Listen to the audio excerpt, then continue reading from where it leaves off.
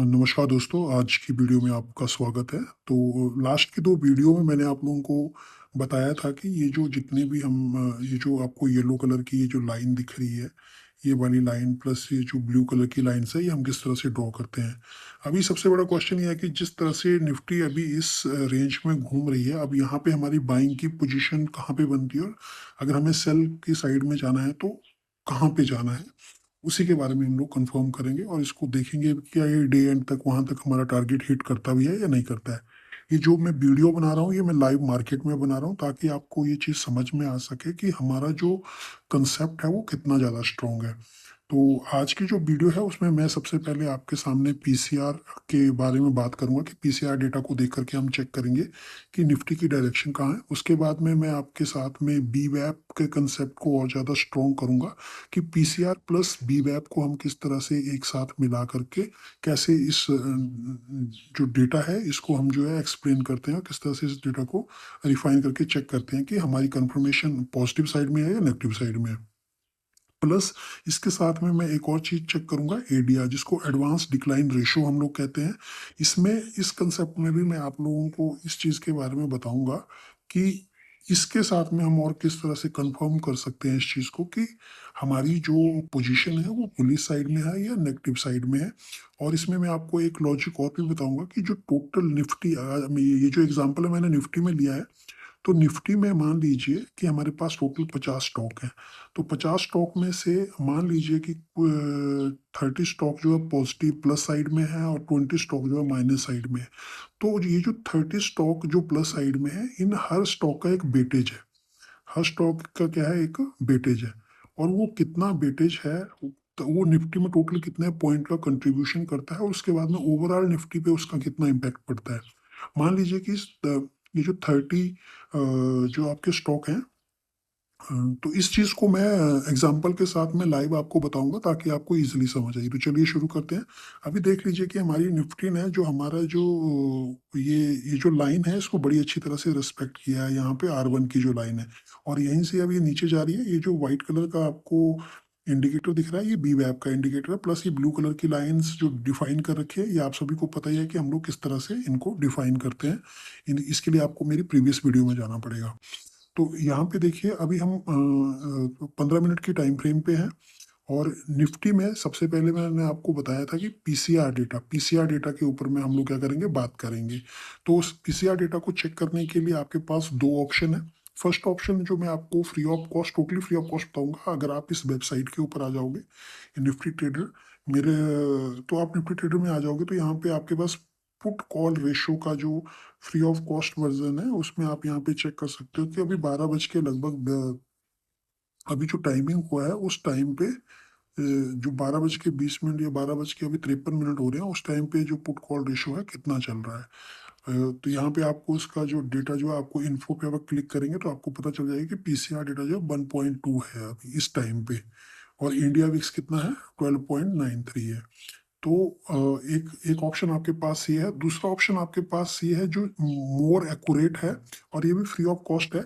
ये है सेंसिबल की वेबसाइट। अगर आपके पास, मान लीजिए कि आपके पास जिरोधा में अगर आपका अकाउंट है, जिरोधा में आपका डीमेट अकाउंट है, तो आप सेंसिबल को फ्री ऑफ कॉस्ट क्या कर सकते हो, एसेस कर सकते हो। और वहाँ पे जाकर के कस्टम 5, मैंने यहाँ पे जो है एटीएम से अबव और बिलो ये वाला देखिए 5 स्ट्राइक प्राइस चूज किए हैं, क्योंकि इसी स्ट्राइक प्राइस में निफ्टी ज़्यादातर जो है जो क्या करता है, मूव करता है। तो इस समय पीसीआर डेटा इसके हिसाब से 0.89 है। ये ज़्यादा एक्यूरेट है क्योंकि मैं लास्ट के 5 एटीएम से इनसाइड और एटीएम के इन द मनी और आउट द मनी के जो 5 स्ट्राइक प्राइस का ही काउंट कर रहा हूँ, जो ज़्यादा एक्यूरेटली काम करेगा। तो इसमें 0.8 है। और पीसीआर में होता क्या है, पीसीआर को अगर मैं आपके साथ डिफाइन करूं, अगर पीसीआर 1.1 या इससे ऊपर है तो ये पॉजिटिव सेंटीमेंट माना जाता है कि मार्केट बुली साइड में जाएगी। जिस भी स्टॉक में आप पीसीआर देख रहे हो वो पॉजिटिव साइड में जाएगा। अगर पीसीआर डेटा 0.9 से नीचे की तरफ जा रहा है, नीचे की तरफ यानी कि 0.8 0.7 की तरफ जा रहा है, तो ये नेगेटिव सेंटीमेंट माना जाता है। तो इस तरह से इसको डिफाइन करते हैं। तो अभी देखिए 0.89 है, तो यानी कि अभी निफ्टी जो है नेगेटिव के नीचे की तरफ जो है डाउन हो सकती है। बट अभी जैसे कि ये लाइंस लगा रखी हैं, ये आपको पीसीआर डेटा चेक करके आपको पता चल जाएगा कि आपने कौन सी साइड में पोजीशन बनानी है। तो पीसीआर डेटा अभी करंट मार्केट में हमें दिखा रहा है कि हमें हमें जो है सेल साइड में पोजीशन बनानी है। बट उसी टाइम पे अगर सेल साइड में अगर आपको पोजीशन बनानी है तो सेल साइड में आप पोजीशन कहाँ पे बनाओगे? क्या आप इस ये जो ब्लू कलर की लाइन है इसके इमीडिएट नीचे से बनाओगे? बट नहीं बना सकते, क्योंकि उसके ठीक नीचे में एक देखिए weekly line, previous weekly line जो है यहाँ पे आ रही है। तो आप जैसे यहाँ पे पोजीशन लोगे, यहाँ पे ये विक टच करके वापस यहाँ से बाउंस बैक करके जो है निफ्टी ऊपर भी जा सकती है। तो हम यहाँ पे पोजीशन बनाने का हमारा कोई लॉजिक नहीं रह जाता। तो अगर हमने बुलिश साइड में पोजीशन बनानी है तो हमें वेट करना पड़ेगा कि पीसीआर डेटा जो है एटलीस्ट 1.1 तक चला जाए, और इस ये जो व्हाइट लाइन है इससे ऊपर जाए। मगर और इससे ऊपर जाएगा तो ये यहीं पे जो है फिर यहीं से रिवर्स हो जाएगा। तो जब तक कैंडल इससे ऊपर क्लोज नहीं हो जाती, ये जो येलो कलर की लाइन है अगर इससे ऊपर कैंडल क्लोज होती है और उस समय पीसीआर डेटा अगर 1.1 से ऊपर है या 1.1 है, तो हम पॉजिटिव साइड में जा सकते हैं। इसके साथ मैंने प्रीवियस वीडियो में आपको आरएसआई का कंसेप्ट भी बताया था कि उस टाइम पे अगर आरएसआई की जो लाइन है अगर 50 से ऊपर है, पीसीआर डेटा 1.1 है, तो और बी बैप से अगर ऊपर है, और जो ये जो मैंने लाइंस लगा रखी है अगर इससे ऊपर है, तो आप बाई साइड में जा सकते हो। या तो फिर अगर आप यही कंसेप्ट अगर इसको रिवर्स कर दें तो आप सेल साइड में जा सकते हो। तो बाई साइड में अभी के हिसाब से अगर मार्केट इस येलो लाइन से ऊपर कैंडल क्लोज करती है, 15 मिनट की कैंडल क्लोज करती है, और पीसीआर डेटा भी अगर मान लीजिए कि ये जो येलो कलर की लाइन है मैं ऐसे लगा देता हूँ यहाँ पे आपको समझाने के लिए, आपको मैं बता देता हूँ। ये जो येलो कलर की लाइन है अगर इससे ऊपर कोई भी एक कैंडल ऐसे क्लोज हो जाती है, इससे ऊपर कैंडल क्लोज होती है, और उस टाइम पे अगर हमारा पीसीआर डेटा भी 1.1 होता है, प्लस आरएसआई हमारा अगर 50 से ऊपर होता है, 50 प्लस होता है, तो ऐसे में हम लोग क्या करेंगे कि बाय साइड में अपनी पोजीशन बना सकते हैं। बट सेम टाइम पे अ, अगर सेल साइड की तरफ अगर हमें जाना है, तो सेल साइड के लिए हम लोग क्या करेंगे कि हम वेट करेंगे निफ्टी का एटलीस्ट, अभी जो निफ्टी चल रही है 2349, अभी जो निफ्टी चल रही है करंट प्राइस यहाँ पे चल रहा है, बट यहाँ पे एक स्ट्रॉन्ग सपोर्ट ले सकती है निफ्टी 491 के ऊपर में।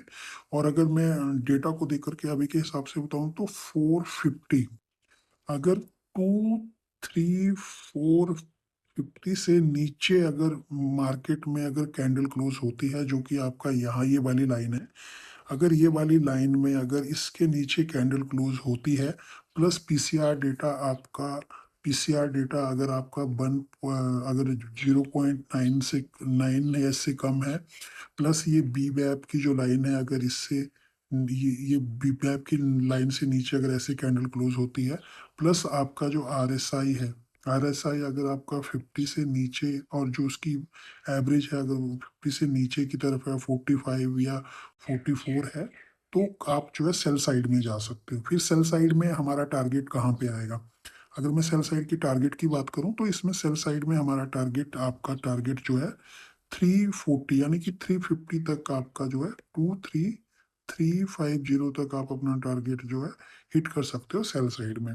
अभी सेम चीज़ अब मैंने आपको बाई साइड में भी आपको बताया था कि बाई साइड में आपका टारगेट कितना होगा। तो अगर यहाँ पे ये कैंडल क्लोज होती है तो इससे ऊपर आपका टारगेट जो है 670 तक आ जाता है। अगर ये आज के, जैसे कि हम लोग ये इंट्राडे की बात कर रहे हैं, अगर इंट्राडे में आपका 670 तक जाता है तो इट्स ओके, अगर नहीं जाता है तो आप लास्ट में लगभग 2:30 तक अपनी पोजीशन को एग्जिट कर सकते हैं।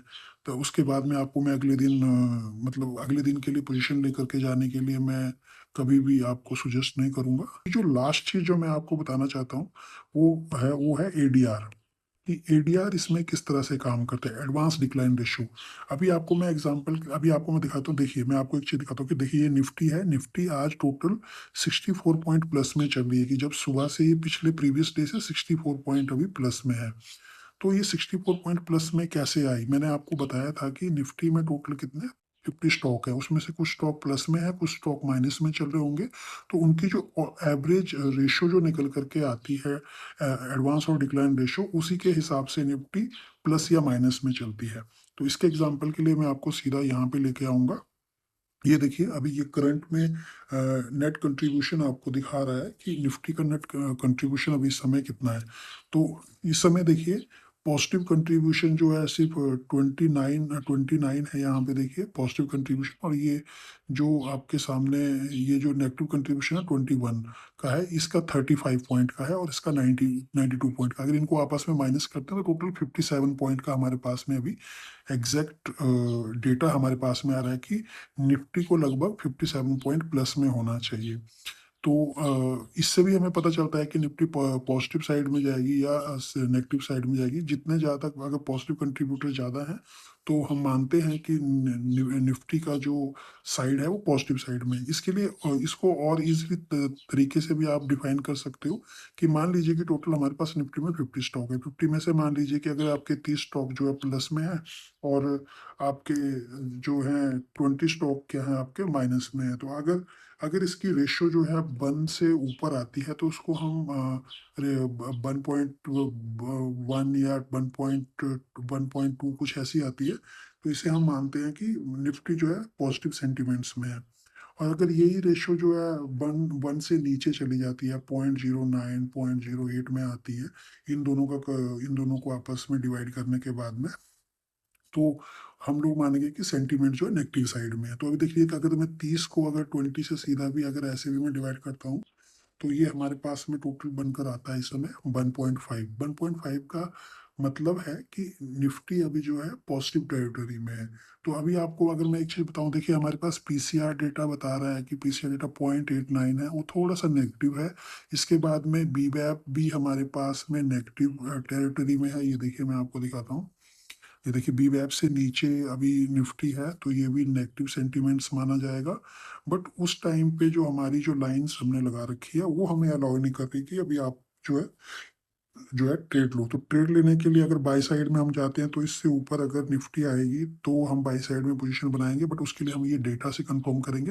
और अगर नेगेटिव साइड में और सेल साइड में जाना है, तो हम इससे नीचे ही पोजीशन बनाएंगे। इससे बीच में जो ये जो बीच वाला एरिया है, इसमें हम कोई पोजीशन नहीं लेंगे। हम वेट करेंगे अपने टारगेट के लिए, अपनी पोजीशन के लिए, तभी उसके बाद में एग्जीक्यूट करेंगे।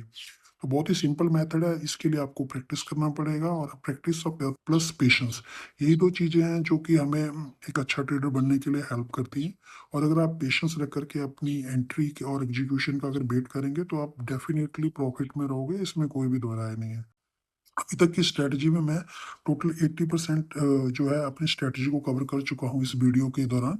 अभी 20% स्ट्रेटजी के अंदर में मैं आपको ऑप्शन चेन के बारे में थोड़ा सा और बताऊंगा, जिसमें कि हम ऑप्शन चेन्स के डेटा को देख करके कि सेंटिमेंट्स कौन सी साइड में पोजीशन, सेलर और बायर्स कौन सी साइड में पोजीशन जो अभी बना रहे हैं, उसको देख करके हम कैसे डिसाइड करें कि अभी हम ने सेल साइड में जाना है कि बाय साइड में जाना है।